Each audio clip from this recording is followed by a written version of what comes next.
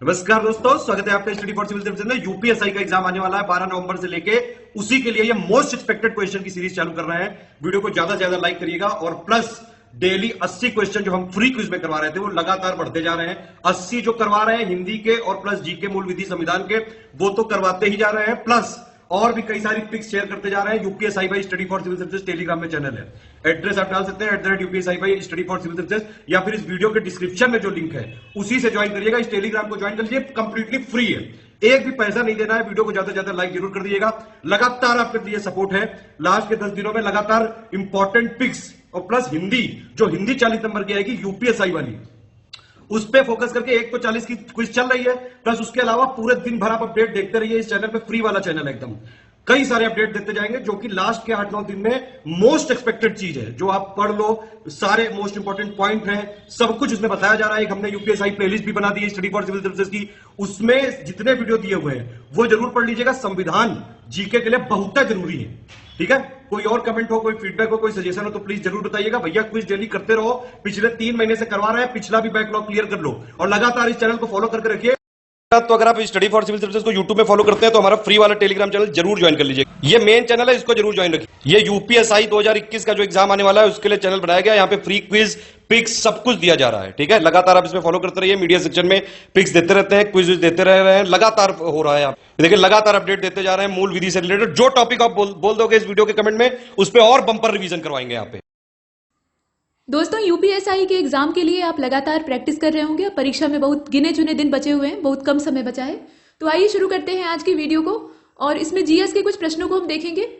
और पहला प्रश्न आप देखिए, कुछ लोगों ने डिमांड की थी कि हिंदी वाले मत दिखाइए, अब जीएस वाले दिखाइए। तो ठीक है, जीएस के आपको ढेर सारे वीडियोस जितने संभव है उतने मिल जाएंगे, हिंदी वाले भी मिलेंगे, लेकिन पहले प्राथमिकता जीएस को दी जाएगी और जैसी आपकी डिमांड होगी उसके हिसाब से। पहला प्रश्न देखिए, इस पहले प्रश्न में कहा जा रहा है कि निम्नलिखित में से किस राज्य में भारत की पहली सी प्लेन सेवा को शुरू किया गया है। तो सी प्लेन सेवा जो है इसको कहाँ शुरू किया गया है, इसमें से आप देखकर बताइए। सी वाला हो जाएगा गुजरात, यहां पर राज्य का नाम आपको पता होना चाहिए। इसके बाद अगले वाले को देखते हैं। प्रश्न संख्या 2 में आपसे कहा गया कि होरून इंडिया और एडल गिव फाउंडेशन के द्वारा वर्ष 2020 के लिए एक सूची जारी की गई है, जिसमें कि भारत के सबसे परोपकारी मनुष्यों का नाम शामिल है। अब इसमें टॉप पर कौन है, टॉप पोजीशन या शीर्ष स्थान किसका है, आप देखकर बताइए। शिवनादर है, अजीम प्रेमजी है, कुमार मंगलम बिरला है और मुकेश अंबानी है। इसमें से कौन सा होगा, और इसका हो जाएगा अजीम प्रेमजी। यहाँ मुकेश अंबानी का नाम नहीं है, ये अजीम प्रेमजी का नाम। इसके बाद अगले वाले को देखते हैं। व्यवसाय में मुनाफा कमाना एक अलग बात होती है और दान पुण्य करना और थोड़ा परमार्थ करना एक अलग चीज होती है। अब थर्ड वाले को देखते हैं। भारत का अपना जो राष्ट्रीय शिक्षा दिवस है, इसका मतलब यह है कि हर देश का अपना भिन्न भिन्न होता है। फिलहाल यहाँ भारत का जो अपना राष्ट्रीय शिक्षा दिवस है वो किस दिन मनाया जाता है, तारीख बताइए। नवंबर का महीना चल रहा है तो प्रश्न आ सकता है, क्योंकि ये नवंबर में ही मनाया जाता है। और इसका जो करेक्ट आंसर है वो इसमें ऊपर वाला हो जाएगा, 11 नवंबर। ठीक है, 11 नवंबर की तारीख पर मनाया जाता है। तो जरा बताइए कि 11 नवंबर को किसका जन्मदिन था, कि उसी के जन्मदिन को यहाँ शिक्षा दिवस के तौर पे सेलिब्रेट किया जाता है। इसके बाद अगले वाले को देखते हैं। प्रश्न संख्या 4 में आपसे कहा गया, ये प्रश्न थोड़ा सा डिस्टर्ब है। असल में गोनी नाम का एक तूफान था जो कि कहीं पर तबाही मचाया। अब वो जगह कौन सी थी आपको ये बताना है। गोनी तूफान का नाम है। तूफान के नाम बड़े इंटरेस्टिंग होते हैं और तूफान उतने ही भयंकर होते हैं। तो यहाँ आप देखें, दक्षिण कोरिया में आया था, जापान में आया था, फिलीपींस में आ रखा था, या फिर बांग्लादेश को तबाह कर दिया था। तो इसका जो राइट आंसर है ये चौथा वाला आप देख रहे हैं ना, सी वाला हो जाएगा। फिलीपींस में ये काफी ज्यादा भयंकर तबाही मचाता है, पिछले विगत वर्ष की बात है। इसके बाद अगले वाले को देखते हैं। 5वें प्रश्न में आपसे पूछा गया कि निम्नलिखित में से कौन सा एक नवपाषाण कालीन स्थल नहीं है। देखिए, पुरा पाषाण काल तक तो सही रहता है, वहां तक लोग प्रश्न में गलत नहीं करते, लेकिन मध्य पाषाण काल और नवपाषाण काल में थोड़ा सा आपस में ओवरलैपिंग शुरू हो जाती है, तो लोग कंफ्यूज हो जाते हैं कि कौन वाला स्थल मध्य पाषाण कालीन है और कौन वाला नवपाषाण कालीन। तो यहाँ थोड़ा बारीकी से देख लीजिएगा, रिवीजन के लिए यहाँ एक दृष्टि डाल लीजिएगा। देखिए, ब्रह्मगिरी है, यहाँ आप देख रहे हैं, मस्की है, तक्कल कोटा है और भीमबेटका है। तो मस्की से नवपाषाण कालीन साक्ष्य कुछ हद तक मिले हैं, लेकिन भीमबेटका जो आप देख रहे हैं ये मध्य पाषाण कालीन, ठीक है। कुछ पुरा पाषाण कालीन भी जो स्थितियां हैं वो यहाँ देखी जाती हैं, और मूल रूप से जो इसका क्षेत्र है वो मध्य पाषाण कालीन है। मध्य प्रदेश में ये स्थित है, आप जानते ही हैं। इसके बाद आगे चलते हैं। इसका प्राचीन नाम था भीमबेटका, मतलब पांडव जब अज्ञातवास गुजार रहे थे, जंगल जंगल भटक रहे थे, तो मध्य प्रदेश वाला पूरा इलाका जंगल हुआ करता था, चट्टानी विंध्य पर्वत क्षेत्र और कटीले जंगल। तो इसमें एक गुफा आवास जो था वहां ये रुके थे, ऐसा माना जाता है, तो वो स्थान। इसके बाद आगे बढ़ते हैं। सिंधु घाटी सभ्यता के निम्नलिखित में से किस स्थल पर घोड़े की हड्डियों के अवशेष के प्रमाण मिले? यानी घोड़े की जो हड्डियां हैं वो कहाँ से मिली हैं, अर्थात वहां लोग घोड़े का इस्तेमाल करते थे। मोहनजोदड़ो से प्राप्त हुई है, आलमगीरपुर से प्राप्त हुई है, सुरकोटदा से प्राप्त हुई है, या कहाँ से मिली है? तो आप जानते ही हैं कि सुरकोटदा से मिली है, तो जगजाहिर बात है। बराह ताम्रपत्र अभिलेख जो है इसका संबंध किससे है ये आपको बताना है। प्रश्न संख्या 7। और इसमें अगर आप देखें तो नागभट्ट प्रथम का नाम नहीं आएगा, ये असल में मिहिर भोज काफी ज्यादा प्रतापी राजा थे और वराह ताम्रपत्र लेख उसी से बिलोंग करता है। वराह मतलब क्या होता है? जंगली सुअर। और भगवान विष्णु का भी एक वराह अवतार आप सुनेंगे तो उसके भी जिक्र आते हैं। इसके बाद अगले वाले को देखते हैं। प्रश्न संख्या 8 में आपसे कहा गया कि किसने अजमेर शहर की स्थापना की थी? अजय मेरू इसका नाम था, ठीक है, अजय मेरू नाम था और बाद में बिगड़ते बिगड़ते अजमेर हो गया। ये मध्यकालीन जो इस्लामिक शासक थे उन्होंने बिगाड़ रखा है। अब यहाँ देखिए इसकी स्थापना किसने की थी? अजय मेरू से आपको पकड़ में आ जाएगा ये किसका नाम है। अजय राज द्वितीय का नाम है, ठीक है। पृथ्वीराज चौहान के द्वारा यहाँ शासन किया गया था, स्थापना नहीं। शहर की स्थापना या क्षेत्र की स्थापना करने का श्रेय अजय राज द्वितीय को जाता है। इसके बाद आगे चलते हैं। प्रश्न संख्या 9 में आपसे कहा जा रहा है कि निम्नलिखित में से कौन कांग्रेस खिलाफत स्वराज पार्टी का सचिव था? कांग्रेस खिलाफत स्वराज पार्टी, ध्यान दीजिएगा। अब इसमें आप देखिए चित्तरंजन दास का नाम दिया है, गोपाल कृष्ण गोखले हैं, मोतीलाल नेहरू हैं और लाला लाजपत राय भी मौजूद है। बताइए कि इसमें से कौन से महापुरुष होंगे? और इसका हो जाएगा सी वाला। जवाहरलाल नेहरू के पिताजी यानी मोतीलाल नेहरू, जो कि खुद किसी परिचय के मोहताज नहीं है, बहुत बड़े बैरिस्टर, नामिंद वकील थे। और इसके बाद अगले वाले को देखते हैं। 10th वाले में कहा जा रहा है कि वर्नाक्युलर प्रेस एक्ट, यहां देखिए वर्नाक्युलर प्रेस एक्ट 1878, इसके संबंध में निम्नलिखित में से कौन सा कथन सत्य है? तो अब यहां कहा गया कि इसे मुंह बंद करने वाले अधिनियम की संज्ञा दी गई। हाँ सही बात है, ठीक है, सही बात है, इसे मुंह बंद करने के लिए ही तो लाया गया था। और दूसरे वाले में कहा गया कि मेटकॉफ के समय में ही आया था, तो मेटकॉफ के समय में ये नहीं आया था, ठीक है। मेटकॉफ को तो भारतीय प्रेस का मुक्तिदाता कहा जाता है, वो अलग चीज है। लेकिन यहाँ ये वर्नाक्युलर प्रेस एक्ट के बारे में जो पूछा जा रहा है, लाने की बात की जा रही है। हालांकि यह प्रश्न में ये स्पष्ट नहीं किया गया कि हटाया गया कि लाया गया। तो इसमें से सिर्फ पहला वाला ही सही है, दूसरा वाला गलत है। दूसरे वाले को हम इसलिए गलत मान रहे हैं क्योंकि ये उसके समय में, मेटकॉफ के समय में नहीं आया। इसके बाद अगले वाले को देखते हैं। यहाँ कहा जा रहा है कि माइया सैंडू, अच्छा नाम है, ये कहाँ की राष्ट्रपति बनी? माइया सैंडू महिला है और ये बनी है कहाँ की राष्ट्रपति? मालडोवा की, ठीक है। देश का नाम क्या है? मालडोवा। इसके बाद अगले वाले को देखते हैं, यानी 12वां। चीन द्वारा चंद्रमा की सतह से नमूने इकट्ठे करने, हालांकि अब चंद्रमा में जो अलग अलग देश हैं महाशक्तियां या शक्ति बनने का ख्वाब देख रहे हैं, तो उनका इंटरेस्ट कम हो रहा है, बाकी ग्रहों की ओर वो बढ़ रहे हैं क्योंकि उन्हें ज्यादा संभावनाएं यहाँ से नहीं दिख रही है। एकमात्र जो चंद्रमा का साउथ पोल है, दक्षिणी ध्रुव है, वहां पर थोड़ा टाइटेनियम के बड़े बड़े भंडार है, तो उसका लालच लोगों को खींच ले जाता है। अब देखिए यहाँ पर चीन के द्वारा ये जो नमूने इकट्ठे करने के लिए कौन सा मिशन आया है। अब इसमें कई सारे मिशन है, लेकिन इसमें जो लेटेस्ट वाला है उसको देखेंगे तो ये चांग E5 है। इसके बाद आगे बढ़ते हैं। हर मिशन का अपना एक लक्ष्य उद्देश्य होता है। भारत का पहला चंदन संग्रहालय स्थापित किया गया है। चंदन संग्रहालय कहाँ पर स्थापित किया गया है? बेंगलुरु, मैसूरू नाम है, हैदराबाद और कोच्चि, इसमें से आप बताएं। और जो 13 है इसका करेक्ट आंसर बी हो जाएगा, मैसूरू। मैसूर का चंदन, ठीक है, कर्नाटक राज्य, तो इससे आप आराम से पकड़ सकते हैं। इसके बाद आगे बढ़ते हैं। प्रश्न संख्या 14 में आपसे पूछा गया कि निम्नलिखित में से कौन सा ऐसा ग्रंथ है जो कि भारत में आर्यों के आगमन का उल्लेख करता है? तो ये ऋग्वेद है या फिर छांदोग्य उपनिषद है या अग्नि पुराण है या गोपथ ब्राह्मण है, इसमें से होगा कौन सा? और ये जो 14 है ना, इसका करेक्ट आंसर ऊपर वाला ही होगा। ऋग्वेद से हमें आर्यों का उल्लेख प्राप्त होता है, विशेष रूप से जो इसका उत्तर वैदिक काल है। एक चीज जान लीजिए, देखिए ऋग्वेद वेदों में प्राचीन अवश्य ही है, लेकिन ये एक साथ बैठकर एक बैठकी में या कुछ एक नपे तुले समय में नहीं लिखा गया है।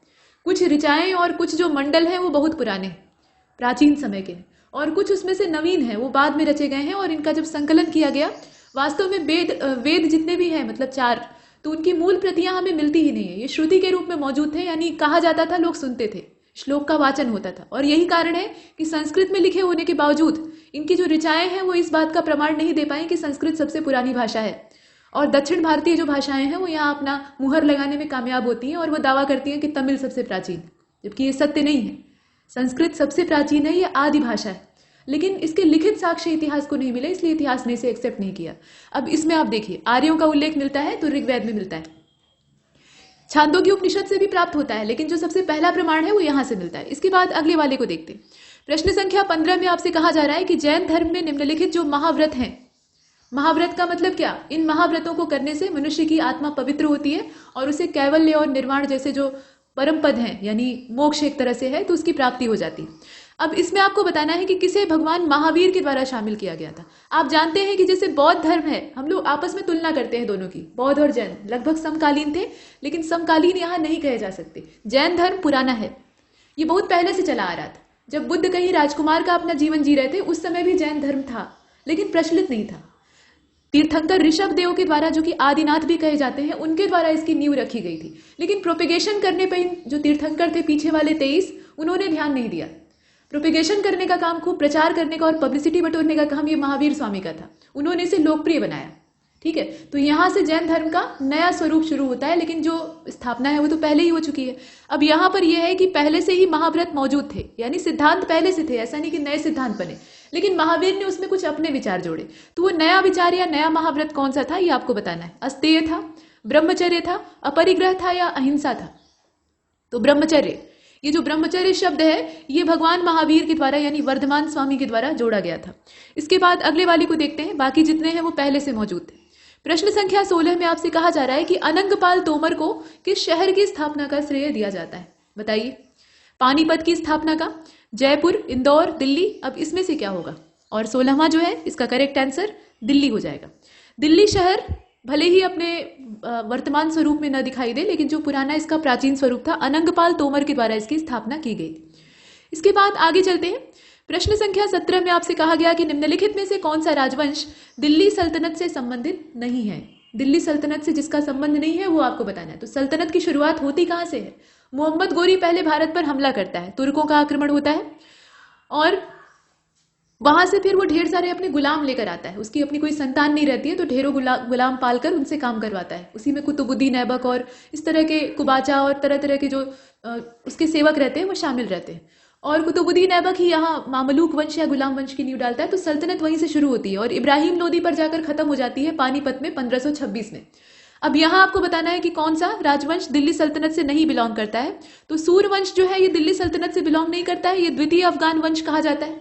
ठीक है, द्वितीय अफगान वंश कहा जाता है। शेर शाह सूरी के द्वारा ये बीच में घुस आया था, ऐसा पावरफुल ये रूलर था। इसकी हिम्मत तो देखिए कि मुगलों का जो विशाल साम्राज्य था उसमें ये सेंध लगाकर बीच में घुस जाता है और हुमायूं को खदेड़ देता है, देश की सीमा लंघवा देता है। और जब तक ये जिंदा रहता है हुमायूं की हिम्मत नहीं होती है कि वो भारत में आए।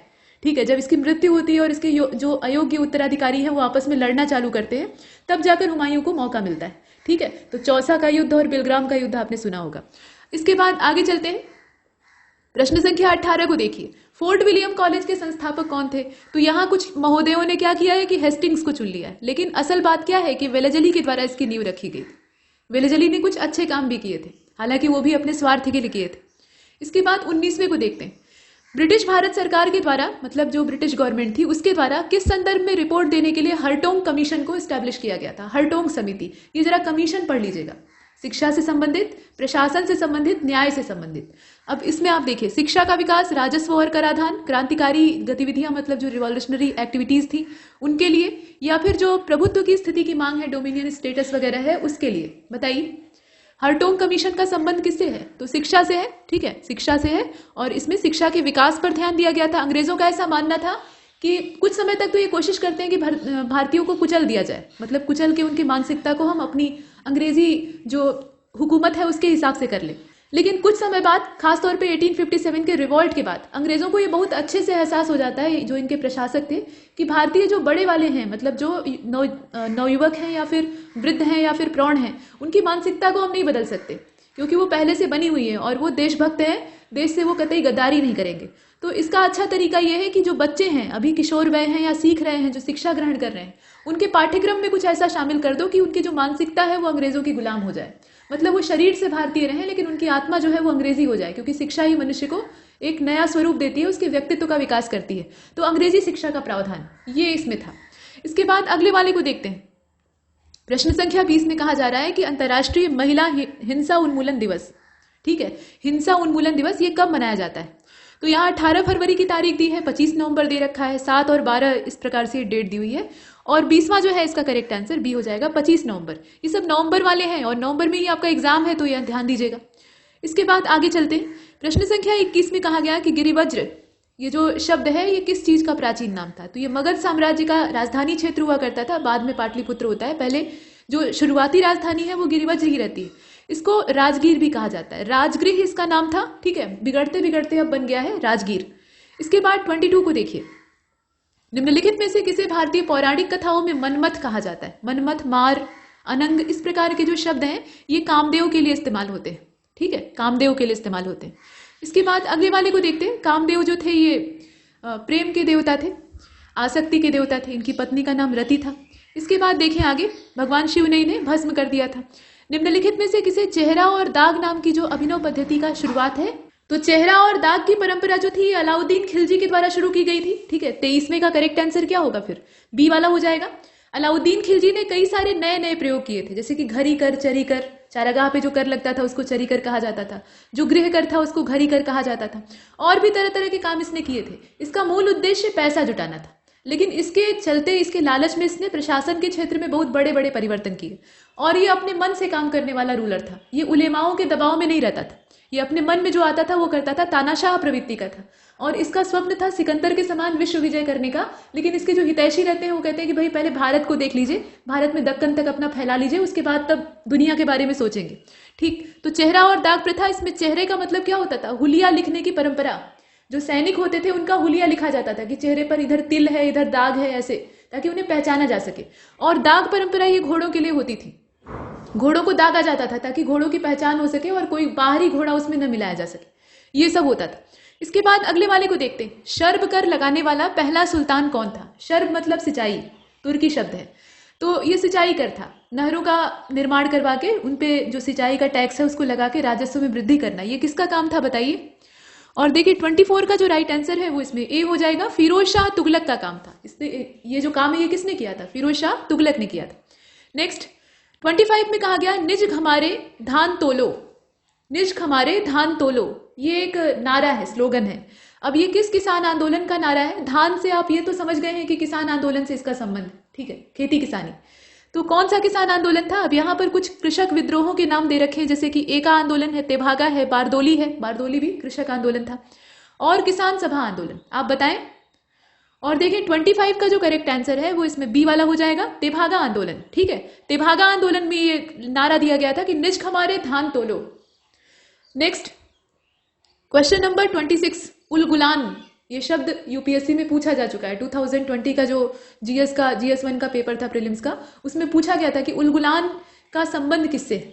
तो ये विद्रोह से जुड़ा हुआ शब्द है और यहाँ जनजातीय विद्रोह से इसका संबंध है। तो यहाँ आप देखें कि कुछ विद्रोहों के नाम दिए हैं और उसमें से बिरसा मुंडा का जो विद्रोह था, बिरसा ये मुंडाओं के नेता के तौर पे उभरते हैं और अपने आप को अवतार पुरुष घोषित करके दीकुओं को भगाने के लिए, दीकू मतलब बाहरी लोग जो बाहर से आके इनकी जमीन हड़प रहे थे, उनको भगाने का बीड़ा उठाते हैं, ठीक है। तो ये जो उपद्रव है उलगुलान विद्रोह कहा जाता है। इसके बाद अगले वाले को देखते हैं।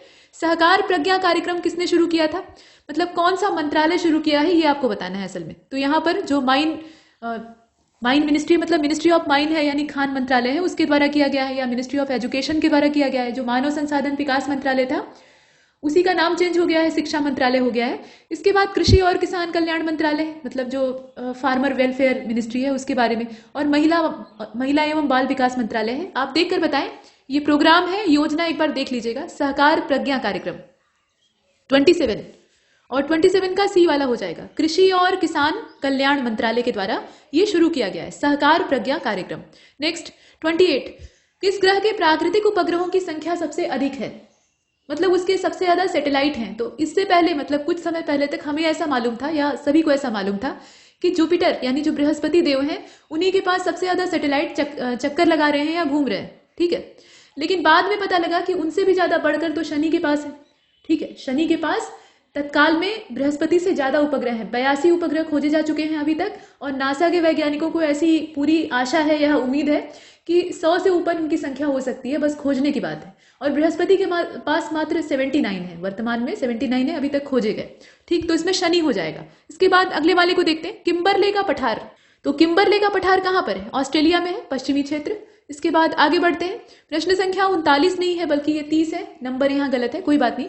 कौन सी सबसे लंबी पर्वतमाला है? अब इसमें से आप देखकर बताइए। यहाँ ऊंचा नहीं पूछा जा रहा है। अगर ऊंचा पूछा जाता तो हमारा जो वलित पर्वत है, हमारा चौकीदार हिमालय, वो सबसे ऊंचा है, ठीक है, एवरेस्ट या जितनी भी चोटियां हैं उनकी ऊंचाई अच्छी खासी है और विश्व में सर्वाधिक है, लेकिन यहाँ लंबाई की बात हो रही है। तो आप देखें, और ये जो क्वेश्चन है यानी 30, और इसका जो राइट आंसर है वो इसमें एंडीज हो जाएगा। लंबाई के मामले में एंडीज नंबर 1 है, ऊंचाई के मामले में हिमालय सबका बाप है। इसके बाद आगे चलते हैं, 31 को देखिए, निम्नलिखित में से किसे भारत में हरित क्रांति का जनक माना जाता है। तो वो नॉर्मन बोरलॉग वाला छोड़ दीजिएगा, यहाँ भारत की बात हो रही है।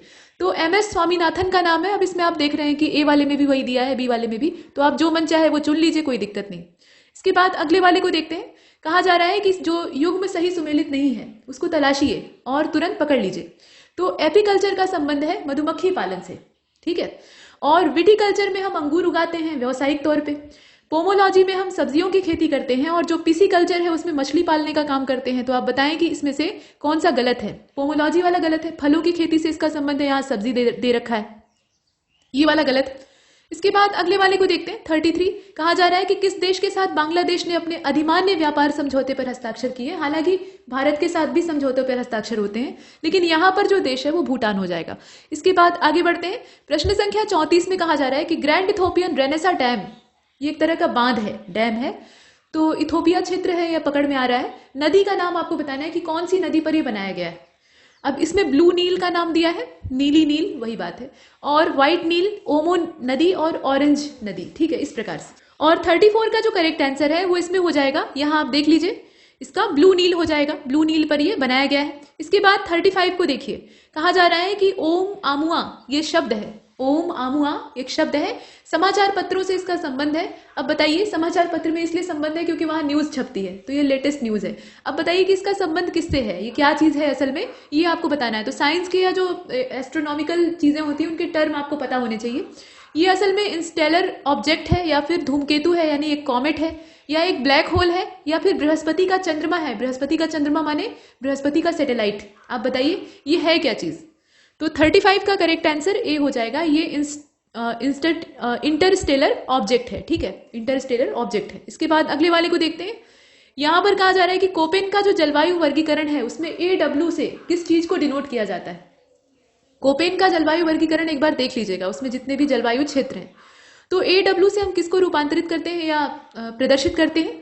यहाँ उष्णकटिबंधीय सवाना है, गर्म रेगिस्तान है, शुष्क गर्मी के साथ मानसूनी जलवायु वाला मौसम है, या फिर ध्रुवीय प्रकार की जलवायु है यानी पोलर क्लाइमेट है। आप बताएं इसमें से कौन सा होगा। और इसका सी वाला हो जाएगा, सूखी गर्मियां होती हैं लेकिन उसके बाद जब खूब गर्मी पड़ लेती है तो जो लो प्रेशर एरिया है वो वहां जनरेट होता है और उसके बाद मानसूनी जलवायु पैदा हो जाती है। इसके बाद आगे बढ़ते हैं, प्रश्न संख्या 37 में आपसे कहा गया कि जो ट्रॉपिक ऑफ कैंसर है यानी कर्क रेखा है वो कौन से राज्य से नहीं होकर गुजरती है। तो आपको पता होना चाहिए, इसमें ट्रिक से भी आप याद कर सकते हैं। मित्र पश्चिम बंगाल को झाड़कर 36 MP गुजर गए, या मित्र पर गमछा झाड़, आप जैसे याद करना चाहें, पूर्व से पश्चिम, पश्चिम से पूर्व, तो उसमें राज्यों के नाम आपको पता लग जाएंगे। अब इसमें आप आराम से पकड़ लीजिए, फिर राजस्थान है, मध्य प्रदेश है, ओडिशा है और मिजोरम है। इसमें से कौन सा नहीं होगा। 37 सी वाला हो जाएगा, ओडिशा इससे बाहर है, ठीक है, मिजोरम, त्रिपुरा, ठीक है, इसके बाद पश्चिम बंगाल, छत्तीसगढ़, इस प्रकार से, और गुजरात, राजस्थान एकदम पश्चिम में है, तो इन्हें आप देख सकते हैं, ओडिशा इससे बाहर है। नेक्स्ट 38 में कहा जा रहा है कि किस देश ने 2 दिसंबर 2020 को जलवायु आपातकाल घोषित किया था। तो ये देश कौन सा है आप बताइए। देखिए 38 का करेक्ट आंसर ए हो जाएगा, ये न्यूजीलैंड था, ठीक है, न्यूजीलैंड था जिसने की इस तारीख पर जलवायु आपातकाल को घोषित किया था।